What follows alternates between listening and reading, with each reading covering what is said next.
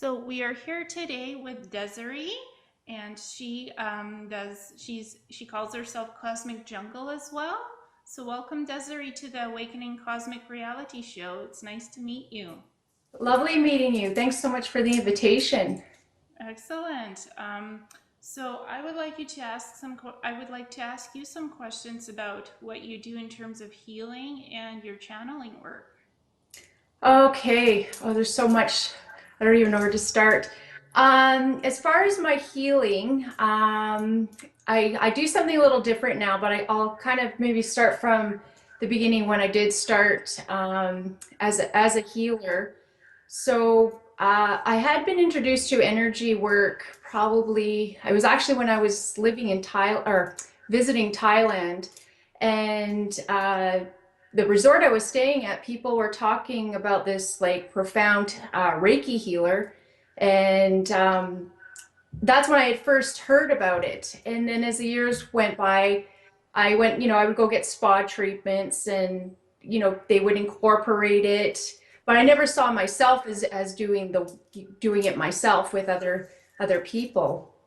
And so it was 2010, I met a very talented energy worker. And it's funny because he didn't really fall into any of what you would, um, the judgments we have or the preconceived notions that we would think that a profound healer, shamanic healer would look like. He still ate meat. He worked for IBM still. And so when we first met, he said, you're an energy worker. And I'm like, no, I'm not. And so we started working together, and I got my certification under him. So I did levels 1, 2, and 3 with him. And he had a few different Reiki modalities under his own belt, but the energy, I'd never felt energy like this before. Like that's when it totally clicked. I'm like, yes, we're made out of energy. And like, moving things up that I didn't even think needed moving up and around. And one treatment, probably maybe after maybe the third or fourth treatment I did with him, I was like, for 2 days, I was like this, like I was like, I don't want to say convulsing, but it was just like I couldn't stop doing this. And I was like, this is crazy. And then I knew a friend of mine that was sort of into similar things, and I got her to do a treatment, and she didn't know my side effect, I guess. And the same thing happened to her. And she was just, it was releasing. So we were just like releasing for 2 days. And so that's where I was like, this is where the magic's at. This is where I want to be. But then I had to go back even further because it comes full circle.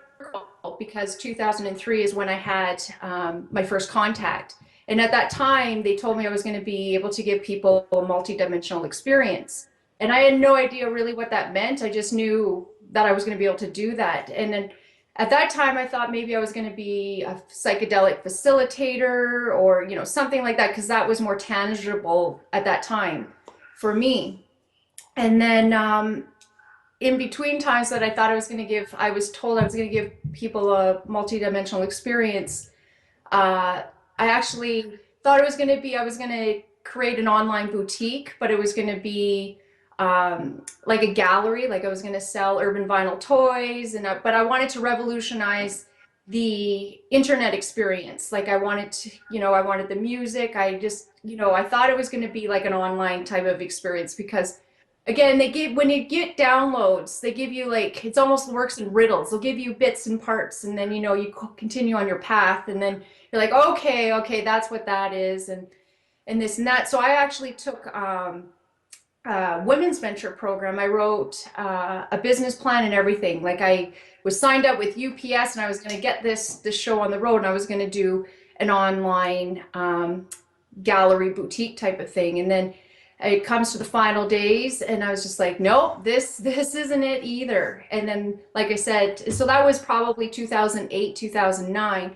And then 2010, I met Ryan Becker, who showed me all the energy work. So then all of a sudden I was getting the message and just the synchronicity, and I got the crystal healing bowls. And so then I worked as an energy worker, medicine energy, and I worked with that for a couple years. And I still felt that wasn't quite it. And in the back of my mind, I was working with all this star seed stuff and really wanted to have contact. And I was like, I need someone. I was like, I would like a human. Like, it would be easier for me to meet an extraterrestrial if I had a human take me by the hand and, kind of a buffer, I guess, to it all. And I was like, I can be that. I will be that human and be able to do that. So that's sort of how I got into doing all the rainbow bridge attunements. But I thought I was going crazy with a lot of these ideas and these concepts. But then when you go, I seen an angel card reader, and she didn't even know about star seeds. But when I went to see her, she's like, "Ooh, you got a lot of alien energy." And I'm like, "Yeah, I know." And she goes, "You're the third person this year to sit in this chair and with the alien energy." And I said, "Yeah, we're star seeds." And she hadn't even heard, she was an older lady. She hadn't even heard of star seeds. She goes, "I better start looking into that." I'm like, "Yeah, definitely start looking into that because that's where we're going." So during the reading, she also said that you're going to be able to give people a multidimensional experience. So that was just confirmation for someone that had no idea of what was going on in my head and the downloads I was getting. So that was confirmation. And then a year later, I went to see another angel card reader, and she said essentially the same thing. She goes, "You're gonna be able to help people astral travel." So then it was just like keys turn. I'm like, yes, I can do this. And so here we are. And I did my first pilot project with that back in August. And even at that time, I was still like, can I do this? And as soon as I put it out there that I needed 7 participants to do this, and got the 7 participants, not even knowing the date to start. They just kind of gave me a date. And then I realized, I think it was the Lionsgate portal the day we started. And I had no idea doing that.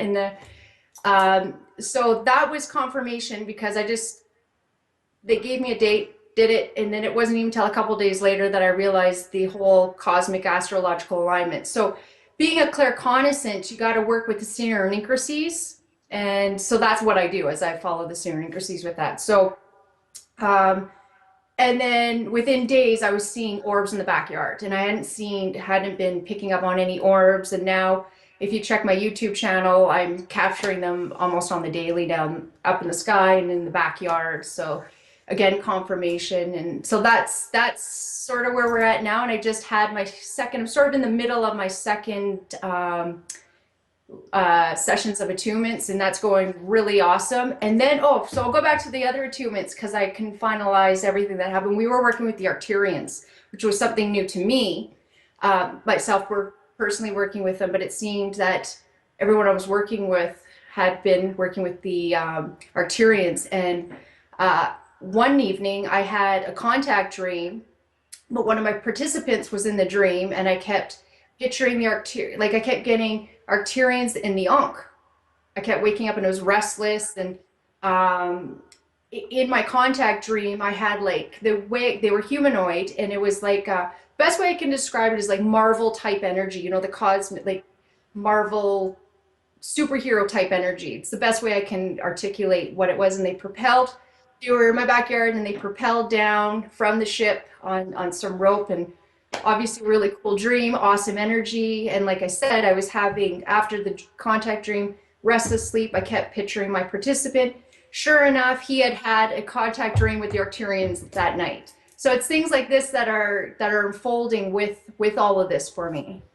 And do you get a sense what these Arcturians actually look like? Do they have image of what they look like?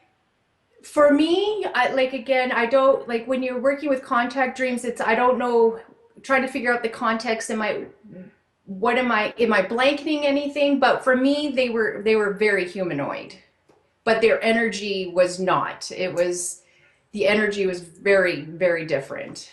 I know that there's 5 species of Arcturians. Did you get to see the skin color, how tall they were, stuff like that? I remember just tall and very tall and lanky.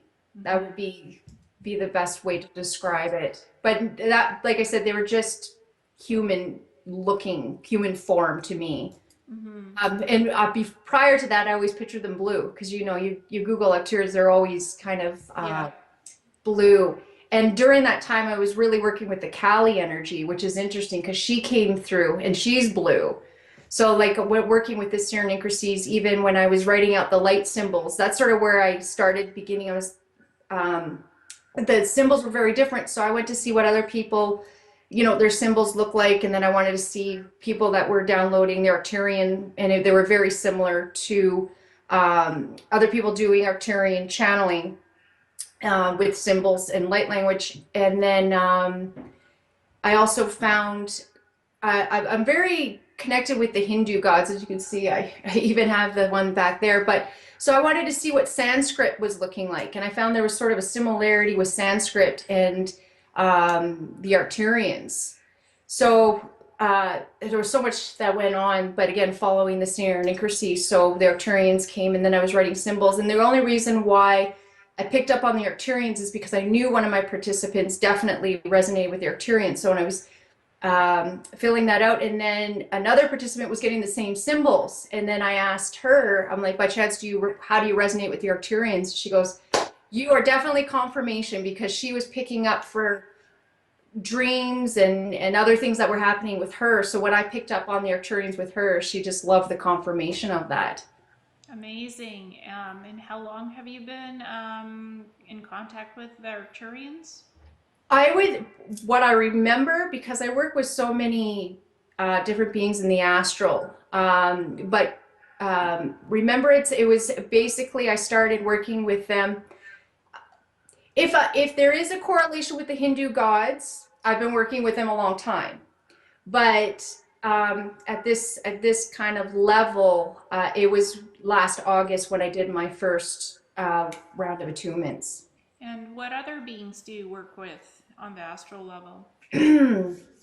Well, I very much resonate with Sirius, and it's funny how I figured out that I was working with Sirius is it was actually Graham Hancock was talking about the Dogon, and this is probably back in 2009 before I even realized, like, a lot of people like to put labels on things. I'm trying not to do that as much, but at that point, it's kind of a stepping stone. I didn't know which star system, and then, like I said, Graham Hancock started talking about the Dogon and Sirius, and I just knew right that it was just like I just knew, and I'm like, yep, definitely Sirius. And again, and then after that, you follow the synchronicities and all that. Yeah. So going back to Sirius, so I don't know if you had seen the recent channeling I did with David. I don't remember his last name. David Lauer. Yeah, so in my opinion, I think he's at the skill level as like Daryl Lincoln Bashar, like the level of information and smoothness of it all. I just resonate with. So I just did a recent channeling with him, and he always he picked up on a canine being, and I had been picking up on a canine being, and so he confirmed that in the reading, which was pretty awesome. But I always resonated with Sirius B. I would always go, Sirius B, yo. Like, I'd always have that. I'd be like, Sirius B, yo, Sirius, like, over in my head. And then when I did the reading, I was like, that's why I've been picking up on Sirius B. And I definitely have been picking up on this canine being. So that's who I'm working with now. But when I Cosmic Jungle is just because I work as a council from beings all over, including other dimensions. And again, working as a claircognizant, it's just like following the synchronicities. I use two very skillful mediums, and I use them sort of as my telephone. Well, essentially, they're my telephone, and they just help with the confirmations and all that jazz. That's beautiful. And how do you, when you're channeling with Cosmic Jungle, how do you work with your clients with that? How does that work? Um, and that's almost evolving as well, because I noticed a big difference from my first attunements to the attunements that I call it my spring attunements, because I can only do them kind of in batches, not consistently, because just like uh, the idea is for my participants and clients to level up. During that process, I'm also leveling up, so there's a lot of integration that goes on the months following that. Mm-hmm. Um, so with that, I've got different energy modalities under my belt. I got access consciousness. I'm a bars facilitator, and I did body talk access, and then of course all the Reiki certifications. So I've kind of done a goulash of things and made it my own. And then just knowing what energies I'm bringing in, and just trust that they're working with me, and knowing they're working with me. And I do work with, every time that keeps coming up is actually working with the infinity sign. And I find when I'm picturing the infinity sign, I picture it's like if somebody was to work on your Merkaba and get it spinning. I feel that when I picture my client as like the infinity symbol, everything's just, it just starts functioning Mm-hmm. um, balanced, a more balancedness coming, I guess. Yes, because the infinity symbol, it infinite energy. It's always abundant in energy. There's no limit to it with the infinity sign. So it does create a lot of balance, like you said. It's amazing.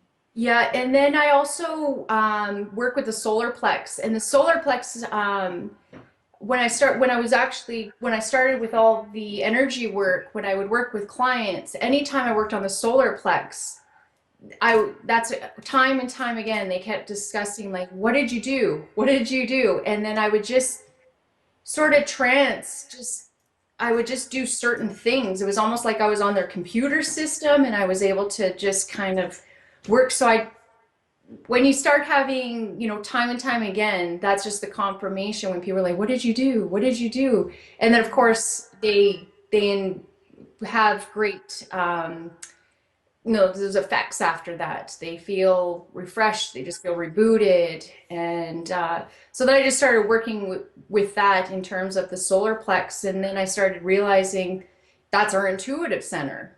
And there is a reason why I'm being guided to work at that level. And then you kind of level up to the heart. So I don't know if, so in Sanskrit, the solar plex, it means jewel, city of jewels. So Wow. I think there's a lot to our solar plex that I think medical science even needs to kind of get up on speed with. Exactly, exactly. Because the human body works in amazing ways, and the balancing of the energies and working with energy itself to heal naturally, Yeah, instead of relying all the time on medication, standard Western medicine. So, yeah, exactly. Exactly. And then I work also with the light language and the written symbols. And with the light language, originally, I was in grade 8, and I had a best friend, and I knew her for a couple of years. And then one sleepover, she just shared that her nanny used to take her to a church where they would speak in tongues, and she did it, and then all of a sudden, just something rised in me, and I was just like, and I did that for a few months, and I felt great. I felt great doing it. But your teenage mind, takes over, and it's like, oh, this is just crazy. What are you doing? And so would have been, when was it? So it was after my bowls. So probably back in 2010, 11, I just spontaneously started doing it again. And a week later, the angel card reader that I had told you about said the um, extraterrestrials and the energy came in during that reading. Uh, she goes, "Are you doing some kind of language?" Like, she wasn't even hard to be able to articulate. She goes, "They want you to keep that up." And so I was like, okay, okay. And again, that's that confirmation. Like nobody knew that I did it in the privacy of my own bedroom, you know? Mm-hmm. That's So amazing. yeah, and then I realized there's a whole world and there's a whole bunch of us that are doing the same thing. So I think it's our galactic tool to help others with ascension, including ourselves. And do you see different types of symbols, light symbols, when you do the light language in your mind? Um, a lot of times I have my eyes open. For me, when I'm doing light language, it's like I start spinning. Like a lot of times I can't hold still. When I'm doing videos, I try to hold still, but a lot of times it's just like, yeah, I just start kind of spinning on my own axis, I guess you can say. Yeah, that would explain why sometimes when channelers do their channeling, they spin as Yeah, yeah, well. yeah. So that's just the way and you bring in the energies, I guess. Yeah, Others doing that recently too. that explains a lot because I notice when Brad Johnson does the Dronus channeling or Ray R, he's Right. always spinning. There you go. Yeah, yeah. I There's guess something to the spinning. he's accessing the energies of bringing in the his contacts, ET contacts when he channels. So Right. that would explain. Many people asked, "What's the spinning motion?" Yes, it's bringing in the energies to make the contact. Yeah, yeah. It just makes it smoother, I guess, just um, with ease. You Yeah, just, yeah, it's a nice motion. yeah. So it's balancing, bringing in the energies, balancing them, and making it flow. So the contact experience is the signal is achieved, I guess. Yeah, I don't see a lot. Back in my psychedelic days, I saw a lot, and it was actually the beginning of my starseed journey was on psychedelics. I know a lot of people have embarked on their journey as well, but back when I was back in 2002 and 3 during my experimental days, people were still thinking it was just hallucinations, you know? Mm-hmm. But now they've done so many studies and scientific studies and brain scans that there's a lot more going on than just a hallucination. Yeah, and psychedelics, you could try magic mushrooms, you can try different types of things, light therapy. There's so many different psychedelic ways of achieving that astral travel experience or achieving first contact. There's also meditation. I mean, there's so many different things nowadays. There is, yeah. Like I said, it was back in my experimental days. So like I just now I get it, like there's other paths and tools and all that. So, we're living in exciting times and the veil is thinning. So we're beginning to sense and see with a lot more clarity. Mm-hmm.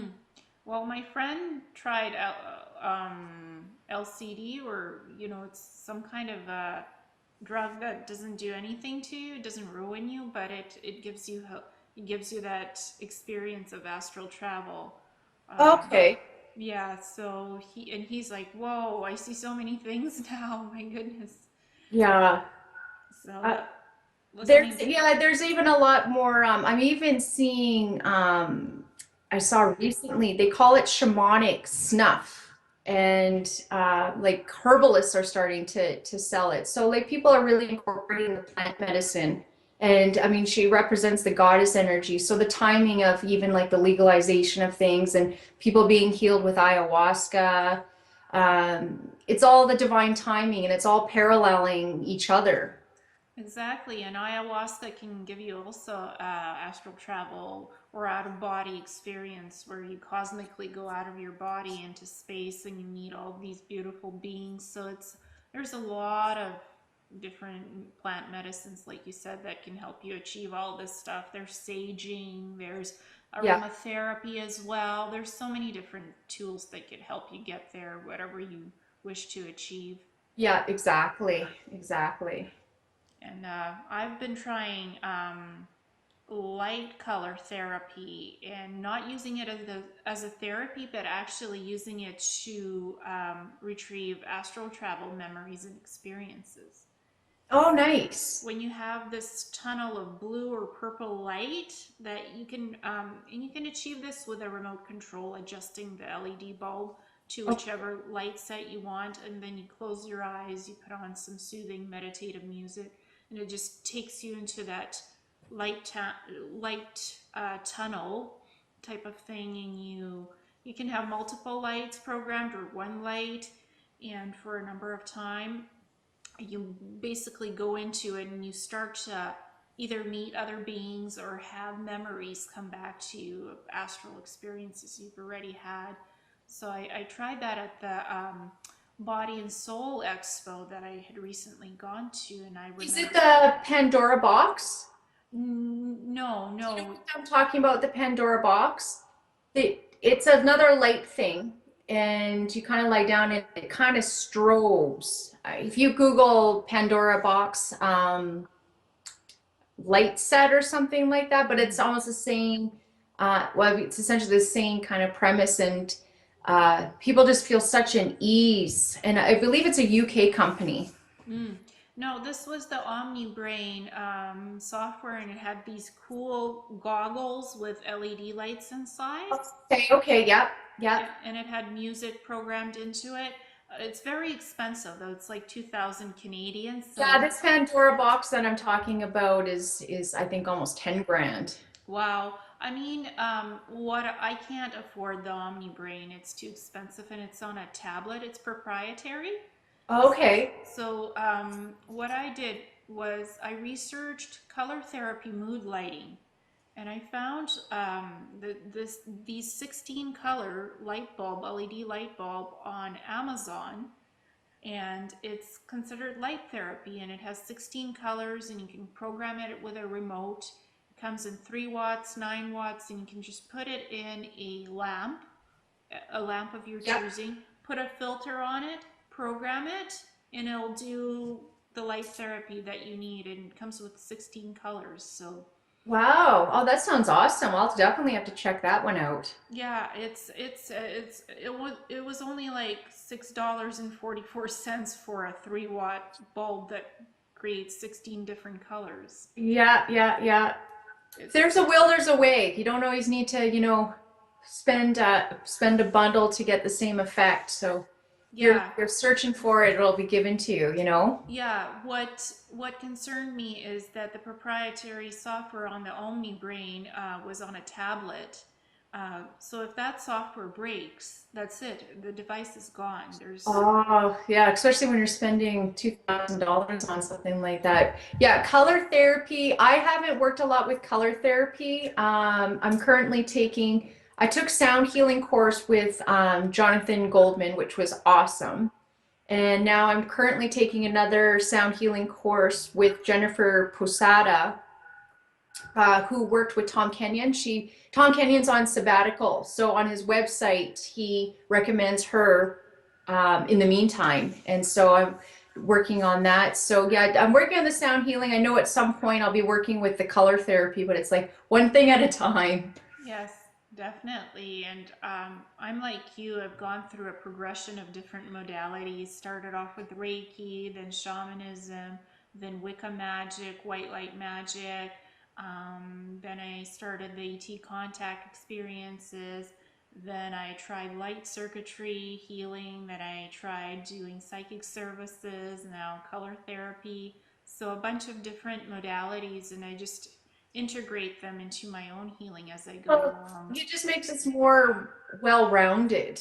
Yeah, Yeah, it's interesting to see, kind of in hindsight, the steps and the things that we work with and come together with, and just kind of, um, come up with our own modality, and go from there. exactly. You also work with tuning forks and crystals. I do. I do. It's funny. I just had to work with my tuning forks. My dog, she got sick, and I'm not even sure. It's like she ate something bad. Um, and the one day I didn't even think to use the tuning forks, and she was in rough shape. We were pretty close to having to take her to the vet, and then I got the voice, are like, use your tuning forks. And sure enough, I used the tuning forks, and within an hour, you could tell she was recuperating. But yeah, I work with and when I originally started with the bowls, I hadn't even played a bowl, and it was all divinely guided to get. I got all the bowls at once. I got my grandfather's inheritance, and I actually needed to fix my car. Like my car was not even safe to be on the road, but something I got more of the push to like get the bowls, concentrate on your bowls, on getting the bowls, and like I had to order them online. And as soon as I hit click for payment, I was just like, oh my God, what did I do? Like, this is a lot of money. What am I going to do with these bowls? But again, it's in hindsight, and I'm like, here, oh my God, like I feel so blessed. Thank God I got them. I don't know what I would do without them. So yeah, it's just the sound, like really working with sound healing. And I'm obsessed with ancient Egypt, and that's working with ancient Egypt has been definitely part of my path and definitely part of my awakening. I don't know if you're familiar with pyramid code. Yes. That was very activating for me. And the director and maker of that, Carmen Buche, I think that's her last name, but she's from Calgary, from here, but now she lives on the island, Victoria Island, and she's actually made another recent discovery. I don't know if you've heard about that. No, not that. No. Um, so she's like follows the myths. She goes, if there's a myth, there's something to the myth. And so um, she finally found a place, and they were able to do laser drone sonar type stuff to penetrate the ground. And they have found like I don't even know, 80 Olympic size, pool size, she even said Costco size chambers, I guess, Mm-hmm. and they're multi-layered. So massive discovery. I mean, we haven't even got under the paw of the Sphinx. Like as soon as we start Yeah. like this, it's gonna move mountains. But they work with sound healing. So that's really what got me interested. I'm like, obviously they were onto something, on many, many levels. And I'm like, well, with the sound, let's start with the sound healing, and that's where I'm at right now, is just really focusing on all the sound healing stuff. And it's interesting that you mentioned ancient Egypt because I had a vision of the Giza pyramids, and that under the pyramids there was this chamber with treasure in it, and it had ruby telescopes that focused out way out into the galaxy, and you can see the whole galaxy with these ruby telescopes. So I wouldn't be surprised what treasures there are under the pyramids in those chambers. Oh, for sure. Like even well, Edgar Casey, who's been pretty spot on for the most part, says the Akashic records are under there, and other kind of potent sources and intel have also indicated that there's definitely something under there. Yeah, I wouldn't be surprised if there is a lot of Akashic information in one of those chambers or multiple chambers. As well, some of those chambers are made out of gold, which is interesting because gold is an amplifier, and Yeah. it could work with the electricity for certain technology. And there was a hypothesis that the pyramids were actually energy generators, and they powered ships that would come like it was like a pit stop Yeah. to get powered up. So the engines would be powered up with energy, and the ships would move on from the pyramids afterward. So one of the hypotheses is that it was like an electrical generator. The pyramids had gold on top of it, and they would create massive energy outflow and intake up and down and power the ships and other things. So that was interesting. Yeah, for sure. Well, supposed to be another crust. There's supposed to be a crystal skull also under there.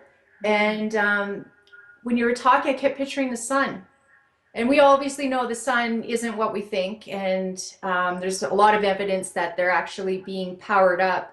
Uh, the UFOs are powering up at the sun. And Yes.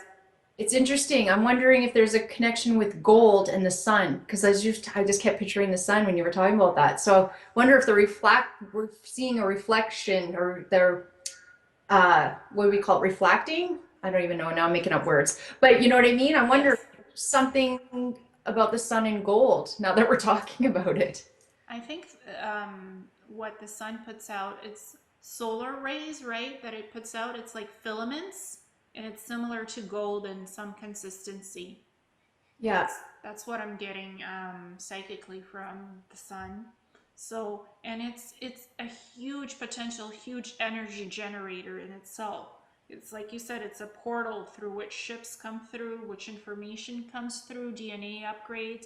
It's amazing that there's a lot of people doing sun gazing, so there's a reason for that. Yeah, yeah. Well, I was during a reading, I was told there's actually two different being races on the sun. Hmm. So there's it's habitable, you know. Did you Maybe get not for the human person, maybe, but other did, beings. did you get some information about those beings that inhabit the sun, who they are, what they do? No, the see, I knew definitely there was one because she described one and she said they were small and red. It's after when you do readings and you listen to them again. I did the first time I heard when she did the reading, I only heard one, and then I listened to the reading again. She said two different types of beings. But again, it's during readings as well that you go back and then you have like an infinite more questions. Um, so no, so that'll be something that I will address next time. Yeah. Uh, but because I wanted to know what the sun was, and then she's like, well, there's different types of beings that are on the sun. Well, what I remember from one of my visions is one of the beings the being race is very tall, and they're white in energy, and they can take on human form as needed and then dissolve the human form. So that's one of my visions that I had, who lives on the sun. I'm not sure about the second race beings, but one of them is really white, glowing white energy and very tall. So, Okay, yeah, and they create portals in the sun for different dimensional travel. So, right. yeah, Well, definitely we're slowly beginning to learn what the sun is yeah, truly about. exactly. And it's a huge star, that's for sure, with a lot of energy coming out of it, and that energy could be potentially used for different kinds of things. So it's very interesting that we talked about the sun, because it's very fascinating. And somebody even a lot of people are hypothesizing that there is a second central sun somewhere out in the galaxy, because people see a second sun or something. I'll have to send you a picture. I actually got I originally I went into the house because I was seeing some really cool clouds like sylphs, Mm-hmm. and they were in chemtrails. Um, and one kind of right next to the sun looked like a DNA helix. So I went into the ran to the house, got the camera, started taking actual pictures of the sun, because by the time I came back, the sylphs that I was looking at completely covered the sun.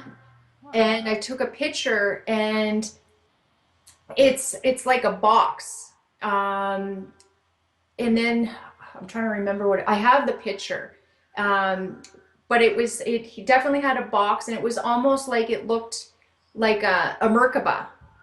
I'll send that, and then maybe you can post it on your blog and other people can see it. But the For sun sure. definitely has like a shape to it, like a geometrical shape to it. It's not just this round light, giant light. It's got a Yeah, geometry shape to it. it does, and it gives off DNA upgrades and DNA messages as well for letting us know what's going on cosmically, sending us information. Exactly, exactly. I always follow the solar flares. Yeah, Even yeah, like I'll feel the energy, and I'm like, did a solar flare just let's check out what's going on with the solar flares here. Um, and the thing is with the shape, I wouldn't even notice the shape, but for whatever reason, when I put the picture up, downloaded onto my computer. I had my laptop just ajar, and I happened to walk past the table, and it caught my eye. And so when I saw that, I started working with the coloring, the whatever, the contrast and all that.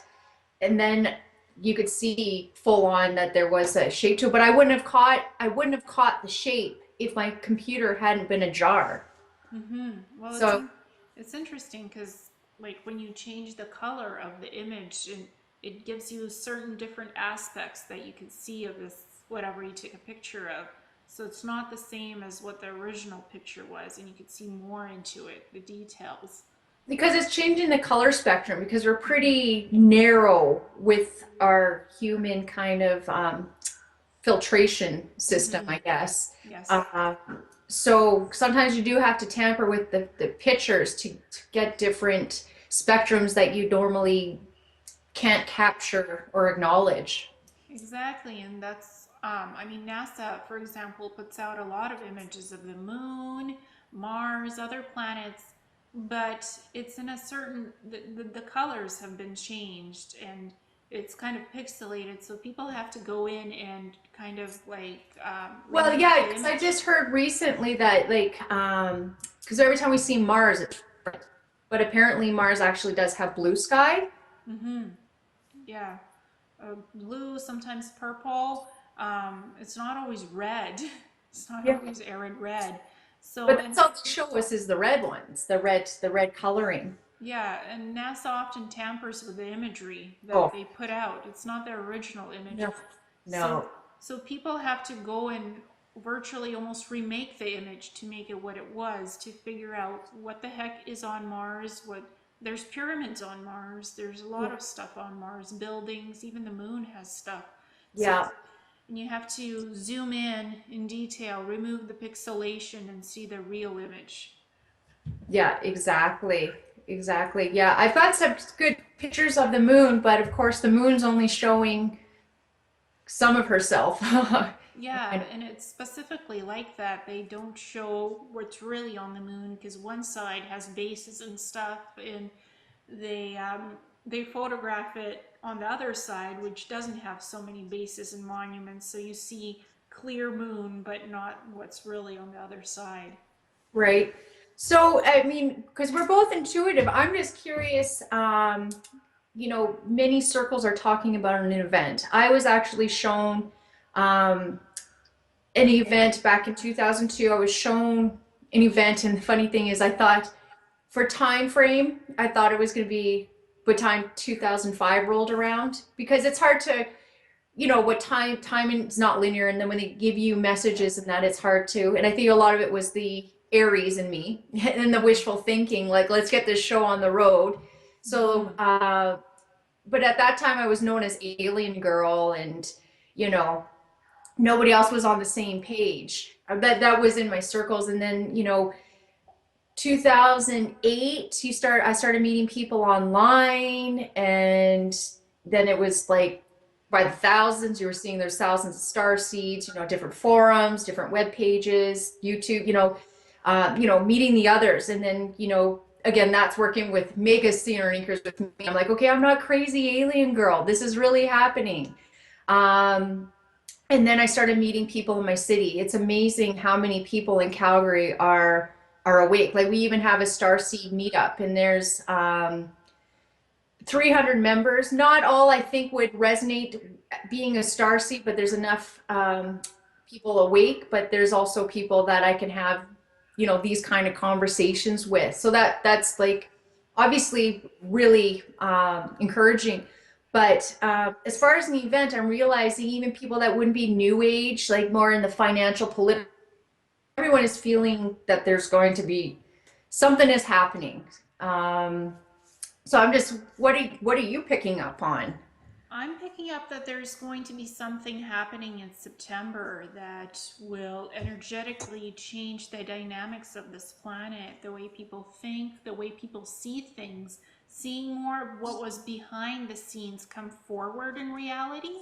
Mm-hmm. More secrets revealed, like data dumps. Like the Panama Papers, for example. Have you heard of those? Oh yeah, yeah, yeah. I'm very in the know. Maybe my husband would say too in the know. Like, but that's sort of how I channel my information. I just my friend Krista has called me the Akashic Record Librarian. Like I don't read people's Akashic records or anything. It's just that I know so much information and I can just pull, like I just, and a lot of times I'll be, and a lot of it, because I went to university and so my degree was history and education. I did double degree.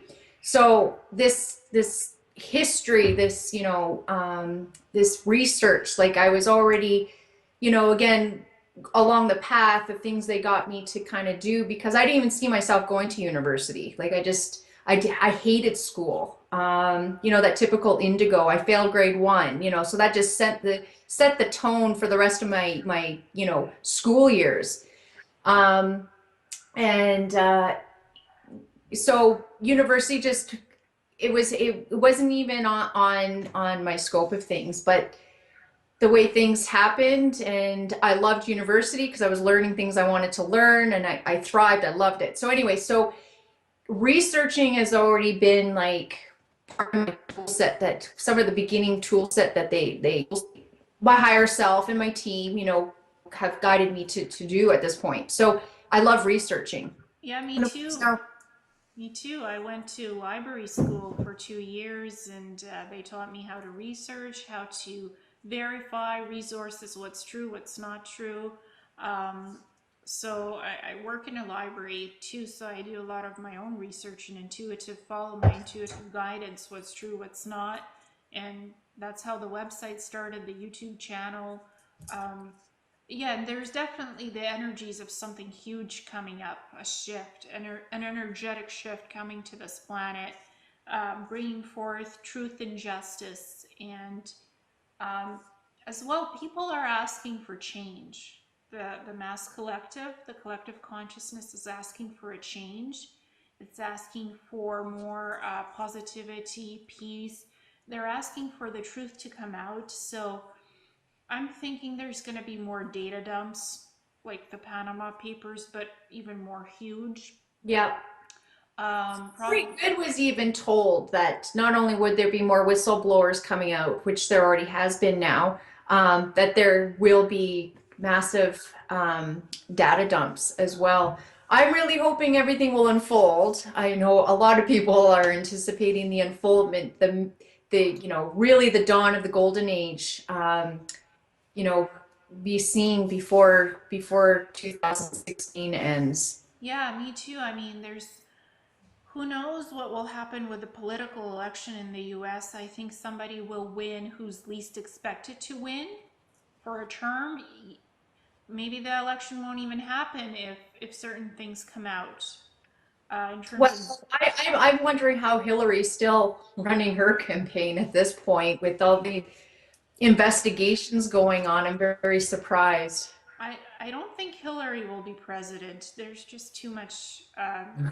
She has too much stuff that's coming out, and yes, she promised UFO disclosure and stuff like that. But I think that's a lot of people are promising that right now because it's becoming a known phenomenon. And Yeah, and even it, no, it won't be full disclosure either, which anything but full disclosure is unacceptable at this point of the game. yes, yes, I think there's more than 51% of the mass consciousness collective. I think it's more like 70% now, because more people are wanting the truth, more people are wanting to see justice done, more people are wanting to see the criminals arrested, the cabal, the Illuminati, for them to be exposed and to be arrested.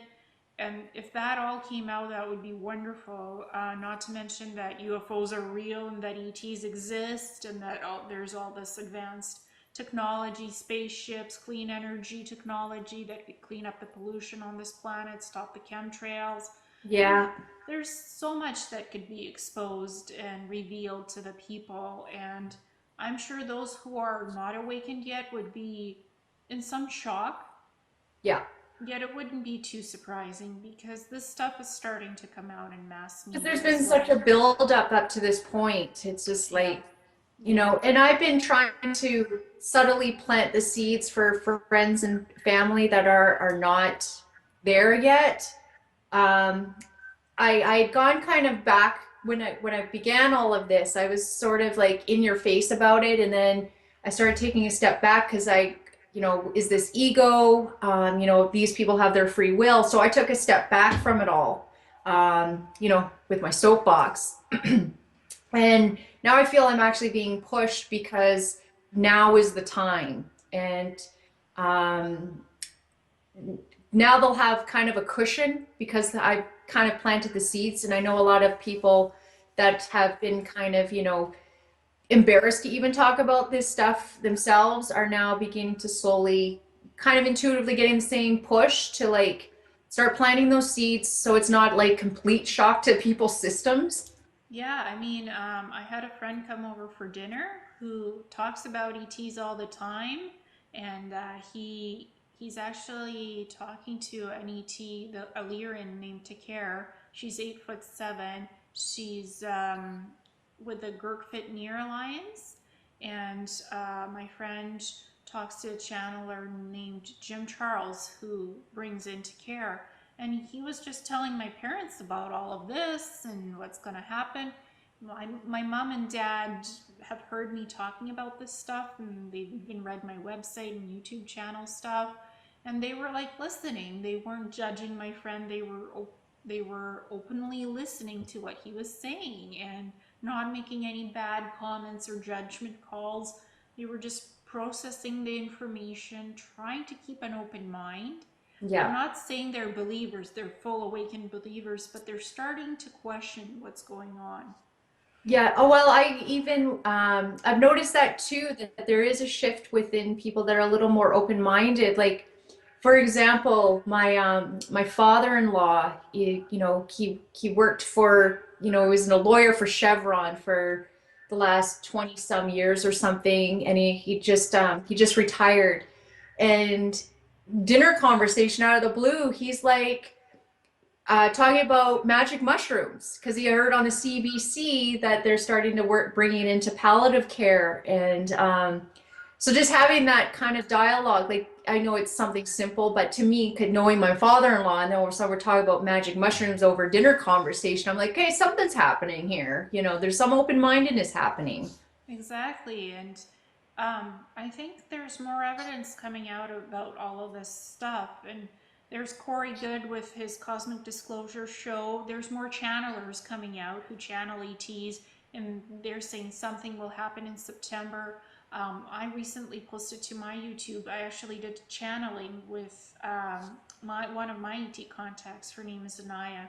She's of the L race, and she's on a ship orbiting the planet. It's called the Akashen. It's a huge, massive ship. It's half of the size of this planet. And she was saying there's major shift changes happening to this planet, and the culmination will start in September. So Okay. yeah, it was an 11-minute channel session with her, and I asked her some questions about it. And she said the political system is about to go through changes. The financial system is going to go through changes. New technologies will be revealed. That's what she said. And also Brad Johnson did an Adronis channeling, and he said that we're possibly to meet some ETs, some of our ET mentors from the Agartha network, and they're not ETs. I don't think they've been here billions of years. Yeah. And we're going to meet some of our certain percentage of the population that's awake and who do energy work, spiritual work. Will meet their star family ET mentors and guides. So Yeah, it's that's major. definitely happening to me. Like I said, meeting the canine one, and like I know I've been working with other beings as well. Like I know I have manatee on the crew, and I have a reptilian type race, but they look more frog-like, and I even have like etheric crystal looking beings that are interdimensional. I'm trying to think who else I've been working with. Um, they've been sort of off the radar, but it's been really the canine one the most at this point. Um, quite a lot lately, but what was I going to say? Oh yeah, but I was going to say, going back to like how people are shifting, like not only are we being affected by the solar flares, everyone else is. So I think that's where sort of more of the open-mindedness is coming from, is from the energies that are preparing the opening and the awakening for everyone else. Exactly, and some are calling 2006 the year of the illumination, the year of revelation, so to speak. So I think their energies are culminating to reveal more truths to us this year, and 2017 going on to put the shift forward even more through the years Well, to. I mean, the cat's already out of the bag for everything. I mean, the free energy, and just imagine. And then we have the financial system. A lot of people are talking about, the RVs and, the Chinese elders and that aspect of things. So that's sort of what I've been sort of following at this point, is because I think it will kind of happen financially, just because money has been money is the biggest thing in this reality for us. So I think maybe the money would help people relax, and then start embracing everything else that's to come. So I think it will start with the financial system. So uh, I think that'll be the beginning. So they say that's in the work for this big RV transfer, which is going to be given to certain individuals. Then we'll do the humanitarian projects from the money that'll be given. And then of course we're talking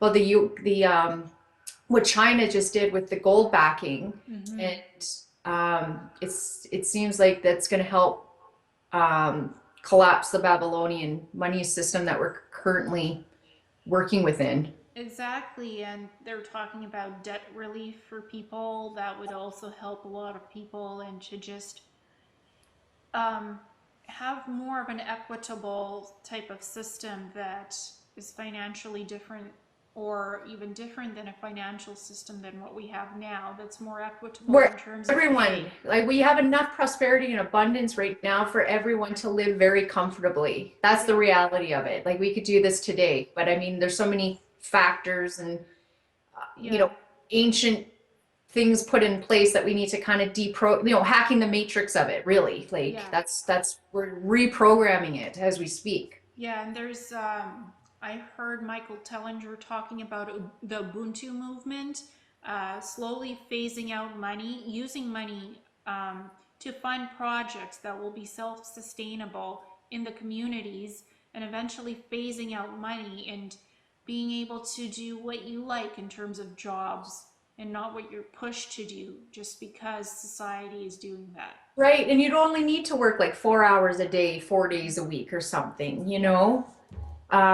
yeah, I mean, it's all happening. And like I said, I saw it back in 2005, the event. But so I am more than ready, and I know other people are suffering, and on that end of things are more than ready. So um the energies are really interesting right now. It seems like we kind of take two steps forward, and then something, the prince dying affected, Yeah. like, really rattled things. But I really feel, um for those of us that are holding the light, we need to keep center. But I think he really represented the violet flame. Like, you think prince, you see purple, you know what I Yeah. mean? Purple rain. Through and through. So I think it's very symbolic, and I mean, we all have soul contracts. He did choose to pass at this time. I do believe that, and just interesting how we've decided to play the game, and write the script to it. But I'm hoping, and I know other people within the community have mentioned, perhaps he will be a trigger for others, because he had tons of fans that were, probably middle aged, some kind of reaching the baby boomer kind of a thing. But you and I probably know, he was talking about the chemtrails. Yes. He actually even, a couple years ago, asked to speak with David Icke. Like, he was playing in London. David Icke got a call that he got an invitation to come talk to Prince. So obviously Prince knew what was going down. You know what I mean? I think so. Prince was very enlightened, and Prince had certain wording in his lyrics about certain things that he put put out to the mass consciousness. So I think he was disclosing in his own way as best he could what's going on. Um, and there's a lot of other stars, music stars, who have passed on, who were like 69, David Bowie.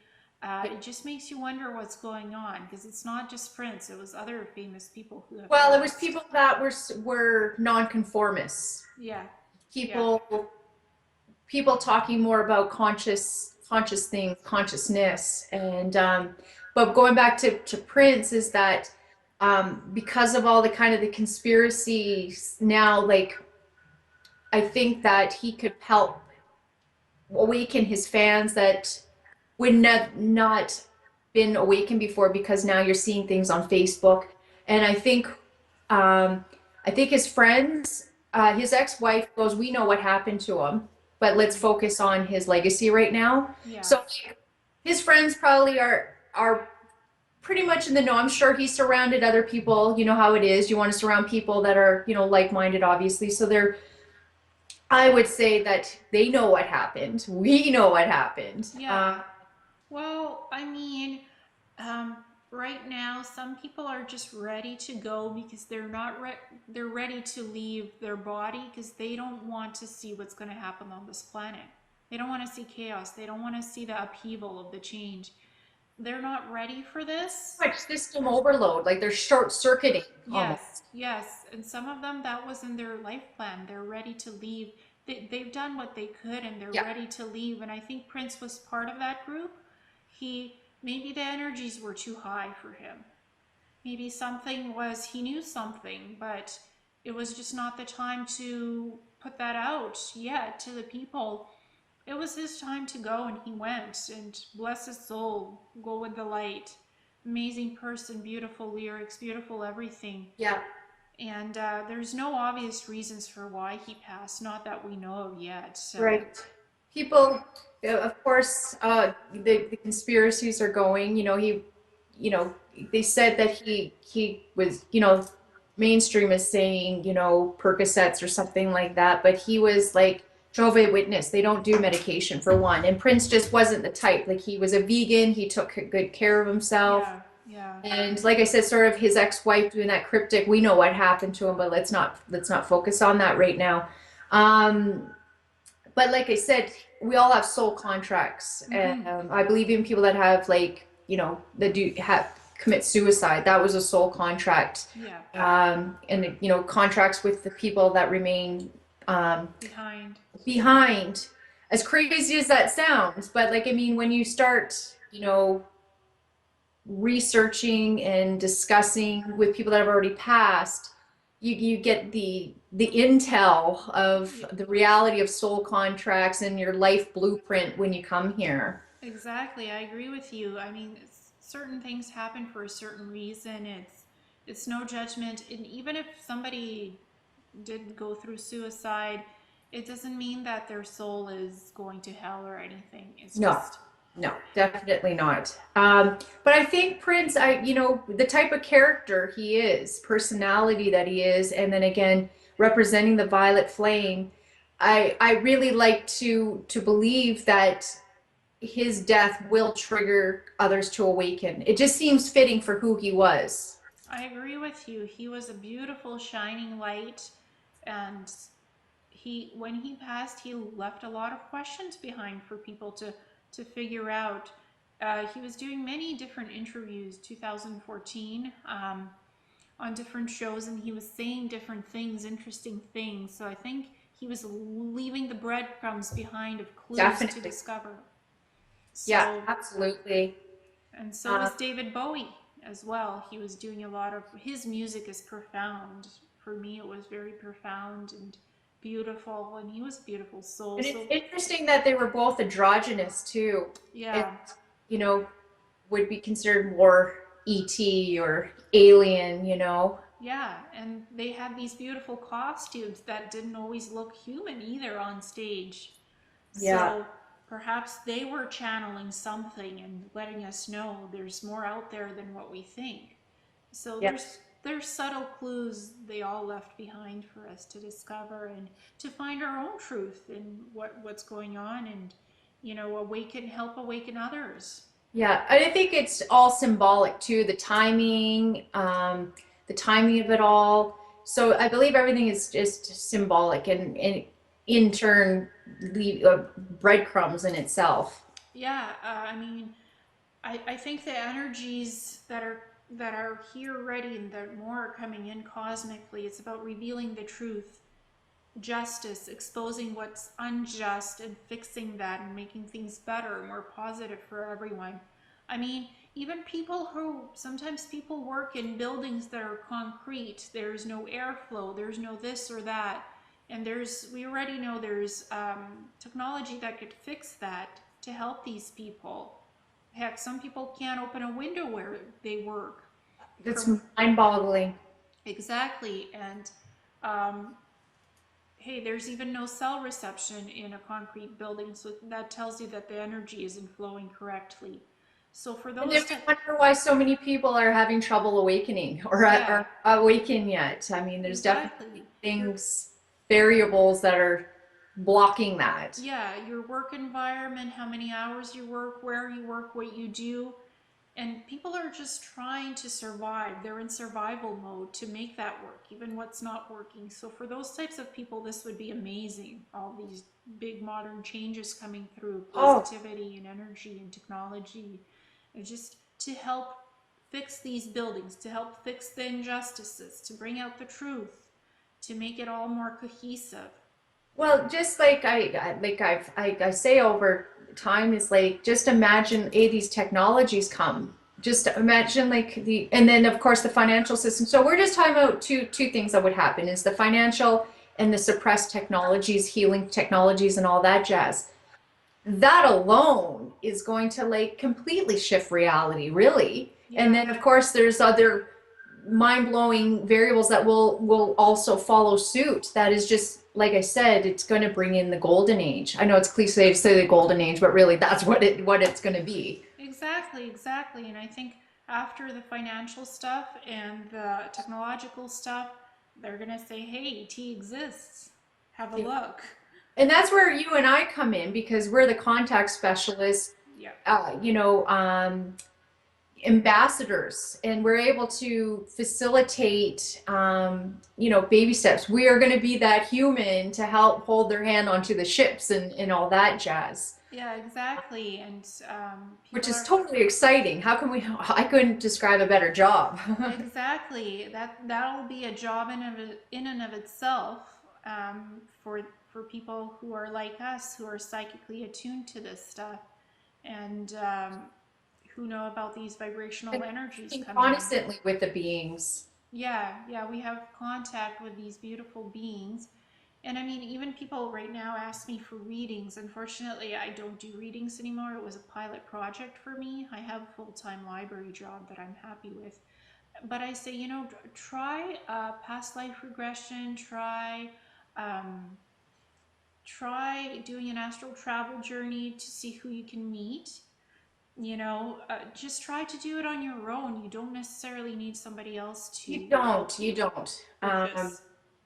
I, for me, like I said, there was that fear. So having a human kind of, you know, would be that bridge. I want to be that bridge. And like I said, there was that fear and I've gotten past that fear. So now I'm ready to be the actual bridge and do it, which is just so exciting because I've been really trying to work on no fear over for the last decade almost. We've been it's so, again, we're hacking our own matrix. And part of that is hacking the fear systems and the belief systems that we have ingrained in Exactly. us. Exactly. It's breaking it down, deprogramming it step by step. And like I've done a lot of shamanic work. I've had teachers. I've done a lot of spiritual work. I've had teachers. But in the end, I was the one that taught myself how to do the astral travel, achieve contact experiences. Nobody really guided me through that experience, that specific experience. It just organically happened to me when I was ready to make the contact and to facilitate the contact through my own human bridge. I'm my own human bridge who facilitates this. Nobody else does it for me. Right. So people who look for these types of services, it's great to get them started, but they have to do it on their own too. They have to really work at it to achieve it. Well, that's why I have such an application, because there is a certain level of footwork that you need to do even to get to the point of like stepping on the bridge. There you need to do the inner work for sure. Yeah. And I've had people ask me, take me on this council, show me, take me to meet these ETs. And I'm saying, I can't do that for you because it's my own individualized experience when I meet with them. I can't just take you and say, here's a connection. You have to form the connection. There's steps to work towards that Yeah. all of us as individuals need to do if we want to do that. When there's a want for that, that's great. But I can't take you like this to meet an ET. Yeah, yeah. And a lot of it comes within like your own astral travel and the dream state. Yeah, yeah. They come to you first in the dreams, and then you work toward meeting them on the higher dimensions, like leaving your body, going up, meeting this so and so, and making beautiful contact with Yeah. your ET friends and guides. So for me, and people thought I was some kind of a representative for this council or that council. I'm not. I'm just a person having my own ET experiences with many races. I don't just specifically focus on one species or one race. I, Exactly. I vibrationally work with the races that I am attuned with that help me learn things because I learn as well. I don't just automatically know everything and have the answer to everything. So, Yeah. Well, I hate to cut this short. I have a 3-year-old and my hubby's taking off now. okay. Um, I would love to chat again. I think that there's a lot of things that we can share and discuss. Definitely, definitely. It was a beautiful conversation and thank you so much. Yeah, It's a thank you. pleasure. Hey, Namaste. namaste. Have a great weekend. We'll talk soon. You too. Bye.